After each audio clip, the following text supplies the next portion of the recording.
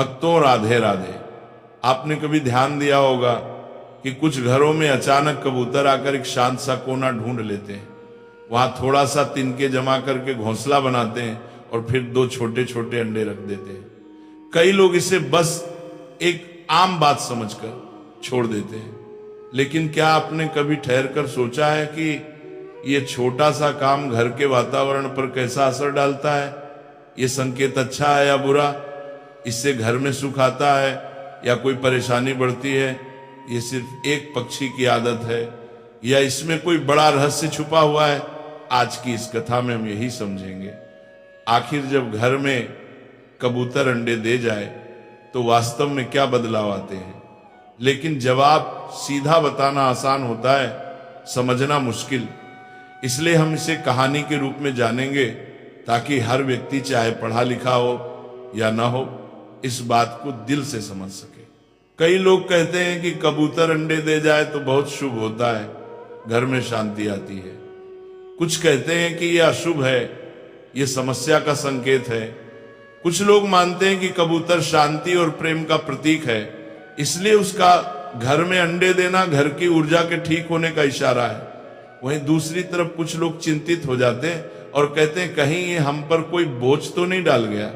आपने भी देखा होगा, कबूतर जहां अंडे देता है वहां रोज जाता है, बैठता है और अपने अंडों की रक्षा करता है। फिर कुछ दिनों बाद उन अंडों से दो छोटे से बच्चे निकल आते हैं।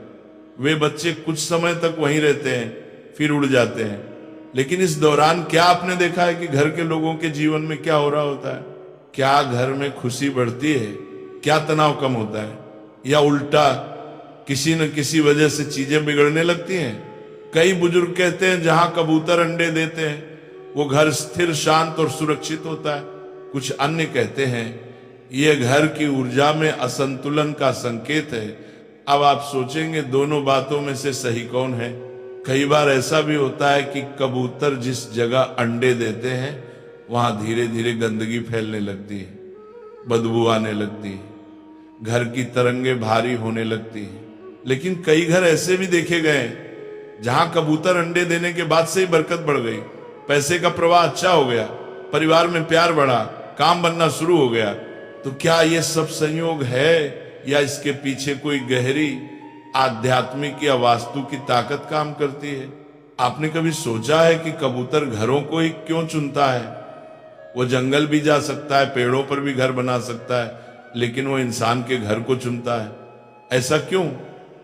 क्या ये कोई अदृश्य संकेत है? क्या ये घर के वातावरण, उसकी ऊर्जा और उसके भविष्य के बारे में कुछ बताता है? कुछ लोग कहते हैं कि जब कबूतर बार बार आपके घर आ रहा है तो इसका मतलब है कि आपका घर शांत है, सुरक्षित है और वहां की हवा उसे पसंद है, यानी घर की तरंगे सकारात्मक हैं। लेकिन जब वही कबूतर अंडे देकर चला जाए, उसके बाद लगातार घर में चिंता, तनाव या नुकसान होने लगे, तब मन में एक छोटा सा सवाल उठता है, आखिर ये क्या हो रहा है? क्या आपने कभी गौर किया है कि जब कबूतर अंडे दिए होते हैं तब आपके घर में कैसी घटनाएं घट रही होती हैं? कहीं परिवार में झगड़े बढ़ रहे हैं, कहीं पैसे का नुकसान हुआ, कहीं अचानक बीमारी आई, या फिर उल्टा घर में कोई खुशखबरी आई, नौकरी मिली, नया काम शुरू हुआ। इन सारी बातों को समझने के लिए कहानी बहुत जरूरी है।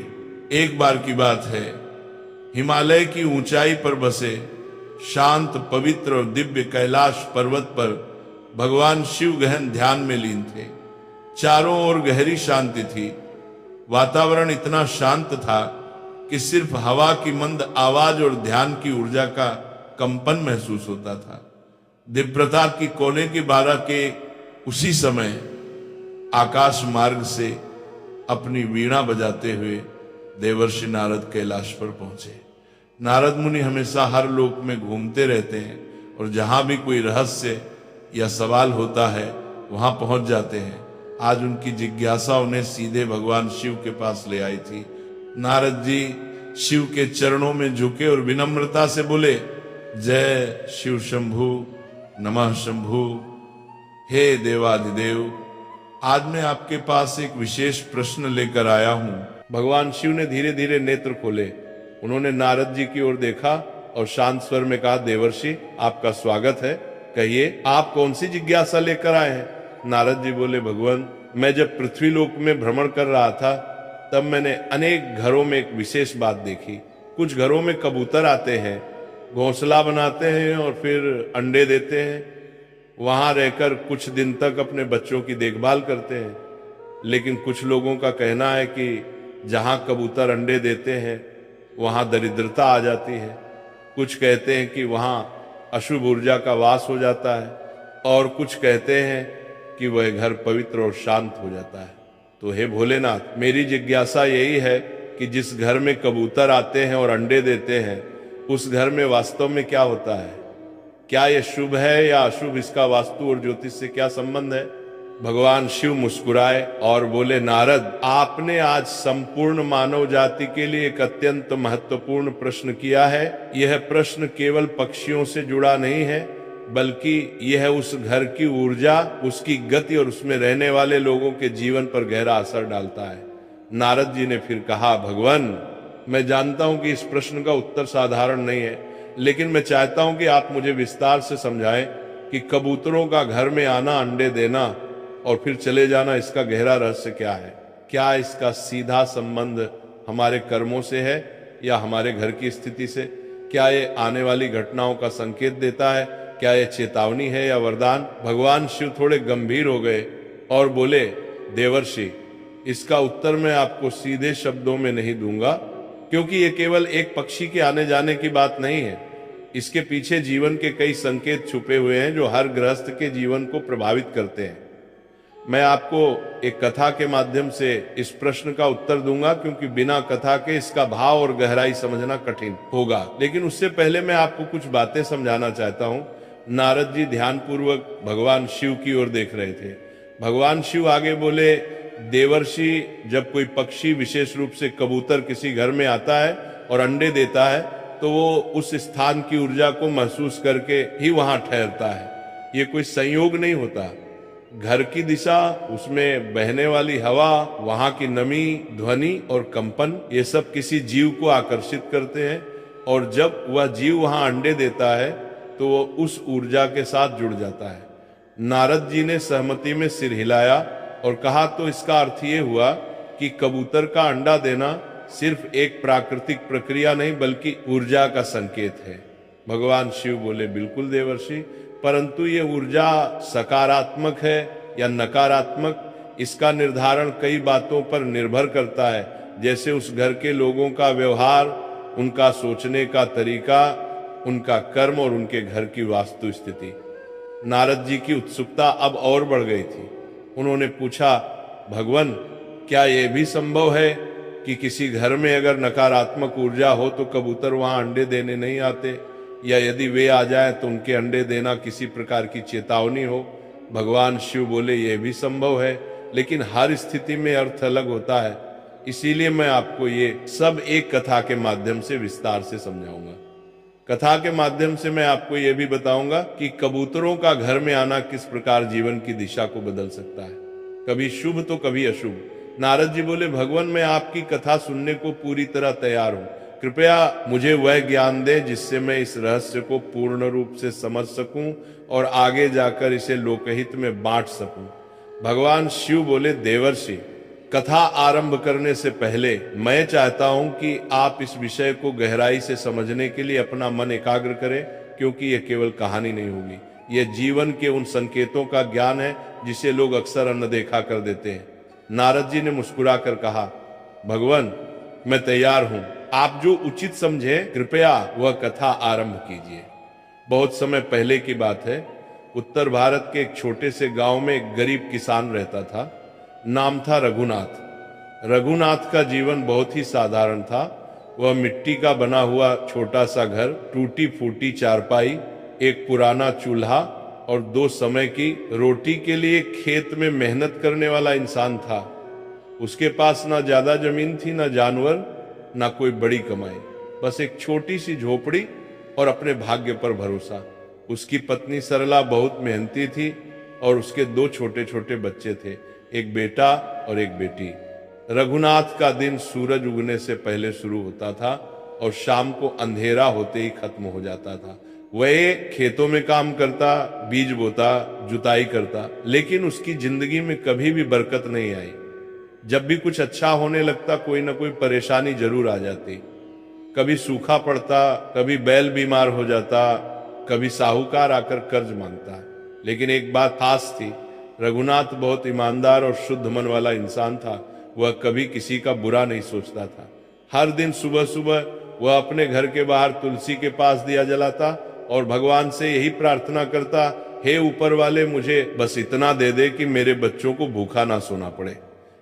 एक दिन की बात है, गर्मी के दिन थे। रघुनाथ खेत से लौटकर घर आया।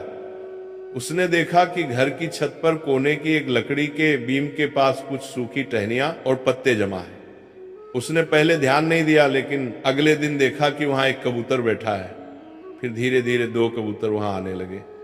दिन बीतते बीतते उन्होंने वहां घोंसला बना लिया। सरला ने रघुनाथ से कहा, देखो जी, कबूतर ने हमारे घर में घोंसला बना लिया है। अब लगता है ये यहीं रहने वाले हैं। रघुनाथ ने मुस्कुरा कर कहा, रहने दो इन्हें, ये भी तो भगवान के जीव हैं।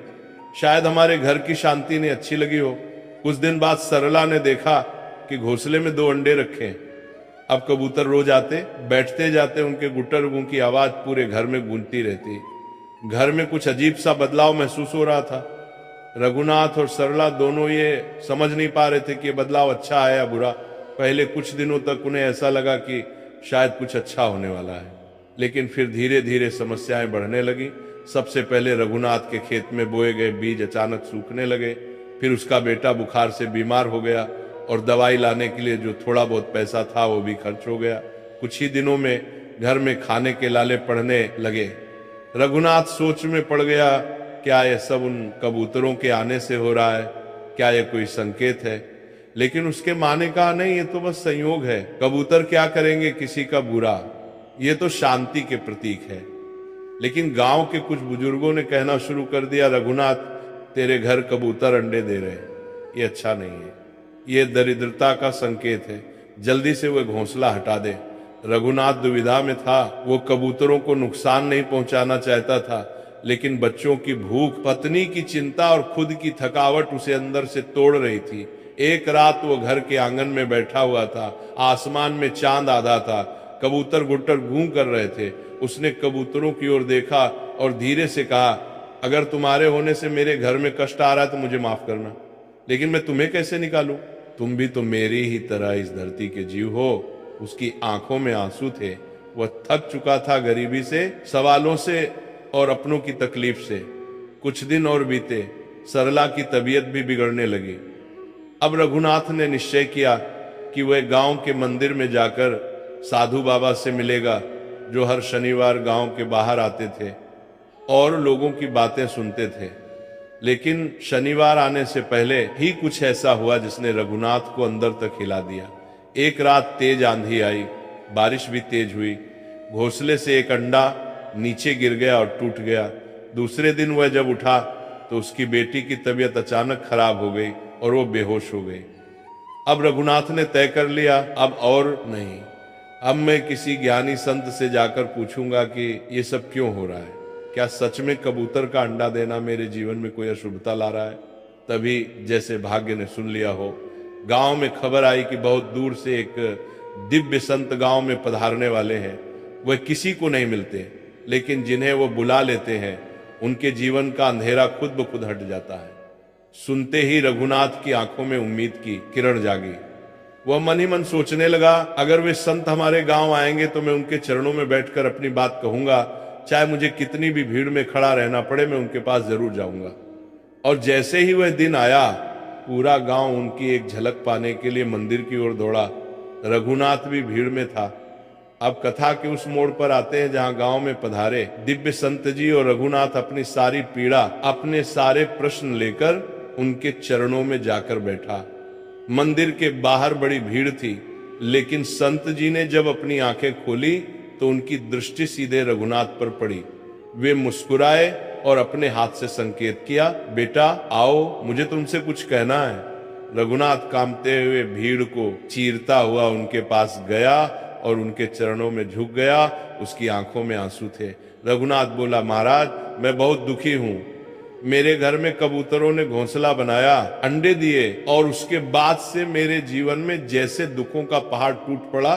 खेत बर्बाद हो गए, बच्चा बीमार हो गया, पत्नी की तबीयत भी खराब है। कुछ लोग कहते हैं कि कबूतर का अंडा देना अशुभ होता है, लेकिन मैं समझ नहीं पा रहा कि सच क्या है। कृपा करके मुझे मार्ग दिखाइए। संत जी ने उसकी बात ध्यान से सुनी, फिर शांत स्वर में बोले, बेटा ये प्रश्न सिर्फ तुम्हारा नहीं है, ये प्रश्न तो आज हर उस व्यक्ति का है जिसके घर में कोई पक्षी, खासकर कबूतर आकर अंडा देता है। लोग बिना सोचे समझे उसे शुभ या अशुभ मान लेते हैं, लेकिन सच्चाई इससे कहीं गहरी है। सुनो ध्यान से, मैं तुम्हें 3 बातों के माध्यम से इसका उत्तर दूंगा। सबसे पहली बात ये समझो कि जो बातें समाज में फैली हैं वे हमेशा पूरी तरह सही नहीं होती। कोई कहे कि कबूतर का अंडा अशुभ है तो कोई कहे शुभ है, लेकिन दोनों ही बातों के पीछे पूरा सत्य नहीं होता। कई बार हम किसी एक घटना को देखकर किसी पूरे विषय पर निर्णय ले लेते हैं। जैसे किसी के घर में कबूतर अंडे देने के बाद बुरा समय आ गया तो वो कहता है कि ये अशुभ है, लेकिन क्या उसने कभी ये देखा कि क्या वो बुरा समय पहले से आ रहा था? क्या उसके घर में पहले ही कुछ गलतियां हो रही थी? क्या उसके कर्म, उसका स्वभाव या उसका व्यवहार पहले से ही गड़बड़ था? लोग एक ही बात को बार बार दोहराकर उसे सच मान लेते हैं, यही आधा सत्य है। इसलिए बेटा, ना तो तुरंत डर जाना और ना ही बिना सोचे उसे भाग्य मान लेना। दूसरी बात जो सबसे जरूरी है, जब कोई पक्षी, खासकर कबूतर तुम्हारे घर में अंडे देता है तो वो कोई संकेत दे रहा होता है। वो पक्षी बिना कारण के नहीं आता, वो तुम्हारे घर की हवा, शांति और ऊर्जा को महसूस करता है। अगर घर में सुकून होता है तो वो वहीं घोंसला बनाता है, लेकिन अगर घर में नमी है, गंदगी है, अकेलापन है, टूटी फूटी जगह है, तो वहां भी वो आता है, क्योंकि उसे लगता है कि यहां कोई उसे नहीं रोकेगा। अब सोचो तुम्हारे घर में ऐसा क्या था कि कबूतर आया? क्या वह तुम्हारे घर की सकारात्मक ऊर्जा से खींच कर आया, या फिर उसे लगा कि ये घर खालीपन में डूबा हुआ है? ये समझना जरूरी है। और सबसे बड़ी बात, कबूतर का अंडा तुम्हारे जीवन की स्थितियों को नहीं बिगाड़ता, बल्कि जो बिगाड़ पहले से चल रहा होता है वह उसके आने के बाद साफ दिखने लगता है। जैसे एक आईना जो घर की हालात को दिखा देता है। तुम्हारे जीवन में जो कठिनाइयां आई वो शायद पहले से आने वाली थी, लेकिन कबूतर ने आकर उसका संकेत दे दिया। अब ये तुम्हारे ऊपर है कि तुम उस संकेत को समझकर कुछ बदलो या उस पर बस डरते रहो। अब तीसरी और सबसे जरूरी बात सुनो बेटा, डरने की नहीं, समझने की जरूरत है। कबूतर बुरा नहीं होता, उसका अंडा देना भी बुरा नहीं होता, लेकिन अगर तुम्हारे घर में पहले से कोई परेशानी है तो वो बढ़कर सामने आ सकती है। ऐसे में तुम्हें घबराने की जरूरत नहीं, बल्कि अपने घर को सुधारने की जरूरत है। घर को साफ रखो, सुबह सूरज निकलने से पहले उठकर आंगन में थोड़ा जल छिड़को, तुलसी के पास दिया जलाओ, घर में सुंदर विचार लाओ, हर दिन 2 अच्छे काम करो, किसी भूखे को भोजन दो, किसी दुखी को ढांढस दो, और सबसे जरूरी बात, घर में कलह मत होने दो। जब तुम अपने घर की ऊर्जा को सकारात्मक बना लोगे तो फिर कोई भी पक्षी, कोई भी संकेत तुम्हें नुकसान नहीं पहुंचा सकता, बल्कि वो तुम्हारे लिए आशीर्वाद बन जाएगा। कबूतर अगर तुम्हारे घर में आता है तो वो ये भी दिखाता है कि वहां अब भी कुछ शेष है, कुछ उम्मीद है, तभी तो उसने उसे चुना है। तो बेटा, आप अपने मन से डर निकाल दो, जो घर जाओ और सबसे पहले अपने मन को शांत करो। अपने घर की दीवारों को नहीं, अपने मन की दीवारों को साफ करो, फिर देखना वही कबूतर तुम्हारे जीवन में शांति और समझदारी का प्रतीक बन जाएगा। रघुनाथ की आंखों में आंसू थे। उसने संत जी के चरणों में सिर रख दिया। उसका मन जैसे हल्का हो गया हो। उसे अब डर नहीं लग रहा था, बल्कि उसके अंदर कुछ बदल रहा था, सोचने का तरीका, समझने का तरीका। वो बोला, महाराज आपने मेरी आंखें खोल दी। मैं अब घर लौटकर पहले अपने अंदर का डर हटाऊंगा और फिर अपने घर को साफ और शांत बनाऊंगा। संत जी ने मुस्कुराकर आशीर्वाद दिया और कहा, जाओ बेटा, अपने जीवन को समझो और संवारो, यही सच्चा उपाय है। भगवान शिव कथा समाप्त करते हुए नारद जी की ओर देखते हैं और मुस्कुरा कर कहते हैं, नारद जी, अब मैं उम्मीद करता हूं कि तुम्हारे सभी प्रश्नों का उत्तर मिल गया होगा। अब तुम्हारे मन में कोई संशय नहीं बचा होगा। नारद जी ने दोनों हाथ जोड़ते हुए भावुक होकर कहा, प्रभु आज आपने मेरी आंखें खोल दी। अब मुझे समझ में आ गया कि हर संकेत को डर की नजर से नहीं, समझ की नजर से देखना चाहिए। आपने जो बताया वो न केवल मेरी जिज्ञासा का उत्तर था, बल्कि समस्त मानव जाति के लिए एक सीख है। अब ये ज्ञान मैं पूरी दुनिया तक पहुंचाऊंगा। अगर आपके घर में कभी कबूतर आकर अंडे दे तो घबराइए मत, डरिए मत, ये मत सोचिए कि अब आपके जीवन में दरिद्रता आ जाएगी या बुरा समय आएगा। सच्चाई यह है कि कबूतर अंडा देना कोई अभिशाप नहीं होता है। ये सिर्फ एक संकेत होता है, या तो आपके घर की शांति की, और या फिर ये बताने के लिए कि अब आपको अपने जीवन और घर के वातावरण को थोड़ा और सुधारने की जरूरत है। समझदारी यही है कि डरने के बजाय सोचें, सुधारें और सकारात्मक बने। जब मन और घर दोनों शुद्ध होंगे तो जीवन में सुख और शांति खुद ब खुद आ जाएगी।